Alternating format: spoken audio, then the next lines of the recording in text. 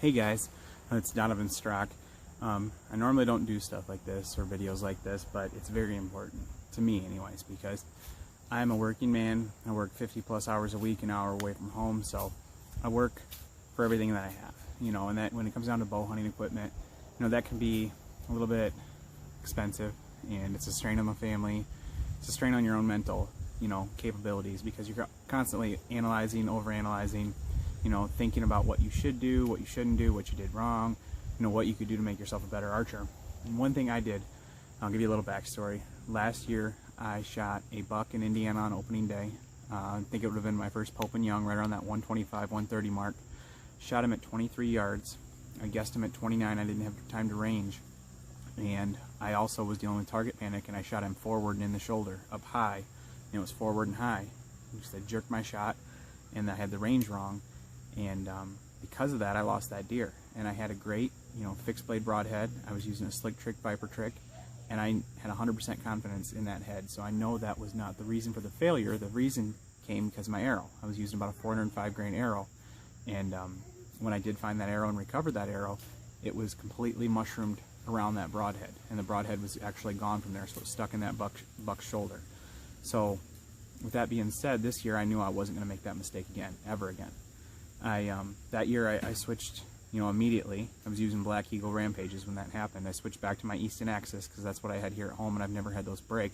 And I shot 4 deer up here in Michigan that all were fine and performed flawlessly, but in the back of my head, I keep thinking about that penetration issue, especially with a fixed blade broadhead. It's almost unexcusable when you're shooting a 70-pound bow.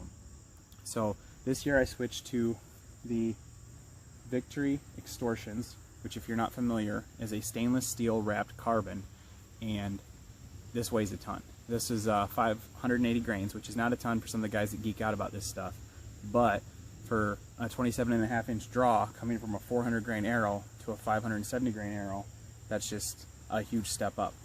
But the reason I wanted to do this video was because of this sight right here. I had no intention of changing sights this year at all, but I had a True Ball Excel Armor Tech Pro. It was a 6-pin, and it allowed me to shoot up to 70 yards, which is something that I love to do. I've got 70 yards here in my yard, and that's, my max that I can do here at home, so I love to shoot my max to make those, shorter shots easier, which didn't help me at all last fall when I, shoulder shot that one at 23. It doesn't make sense, I know. But I do that for practice and repetition in my form. And so one thing that I'm starting to realize in low light and first light, last light, in that low light condition, my pins with a 6-pin were kind of blurring together. And without going crazy and getting like any kind of clarification going on back here in my peep, I wanted to change my sight and go simple. So what I did was I checked out a lot of these new hybrid designs that are on the market. I had shot a single pin years ago, and it was great for 3D and all summer, but when it came down to it, when you're hunting swamps and stuff here in southwest Michigan, it's just not practical. You'll have a deer 1 minute at 16 yards, next minute they're at 28 yards, the next minute they're at 34 yards, and unless you have time to range, and ranging in swamp is hard enough as it is, but unless you have time to get a solid range and adjust that pin, you're doing the whole hold high, hold low game. And you can practice that all you want in the backyard on a stationary deer, but when it comes to a live animal, it's a whole different ball game. And I hit every deer high and low that year, and so I said I didn't want to try that either. So I did go with CBE Engage Hybrid. I chose the 3-pin. Made me very nervous because with these heavy arrows, I knew I was going to have a huge pin gap, and that's good, but overall I was pretty much leery of the sight. There's not really any good reviews on it online. There's not really a whole lot of actual customer feedback. You're going to see stuff from the ATA show, and that's great and all, but that's not an actual person who went out and put their hard-earned money on the site and is giving you their honest feedback. I have got it all dialed in within the last 2 days, and this thing, I got to tell you, is amazing. Like I said, I'm shooting this 570 grain arrow, and it's probably only booking at 240 feet per second, which, that's huge speed loss compared to the 280 that I was seeing before. But one of the benefits I'll show you is you sight in your 20, 30, and 40, and then it's got this roller, and you can roll and dial down right to your exact yardage if you wish, anything beyond 40. But one thing I found out tonight, which is even cooler, is I've got enough space. If I set this at home at 40 right here, and say I want to take a 33-yard shot, I roll it right up to 33, and I take that shot with my bottom pin. Because that bottom pin is now a movable, sight, or a movable single pin. And that's something that I've never had. It's the best of both worlds. And again, that's awesome here in the backyard or 3D land.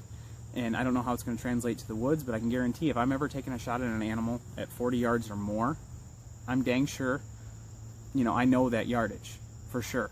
I know exactly what the animal's doing for sure. I know if they're calm, laid back. I know if they're on red alert. I know if I should or shouldn't take that shot. So if I've got time to know all those things about that animal, I do have time to roll that sight down a little bit. And I don't know that I ever want to take an animal beyond that, but I do know that if I'm hunting with my brother or hunting with a friend and I see a deer they shot, come by me and it's not fatally wounded, and I have a chance to finish it off at 52 yards, and I've practiced that all summer, I might take that shot. And I want to have that option and have a pin for that. So this is a great setup for that, and I can't say enough about it. It does come in a dovetail. You can get it in a 1, 3, or 5 pin, and I got it in the .010 pin size, which is something I've stuck with for the last few years here. It's just awesome for really picking out that small spot you want to aim at and going for it. So I just wanted to give you guys my feedback and how I felt about this sight. And if you want to know more, just message me and I'll let you know anything I can. There's nothing but good things I can say about this. Coming off True Ball, I didn't think I'd love another sight as much as this one, but I definitely do, and I can't wait to get after it and put it through some animals here this fall.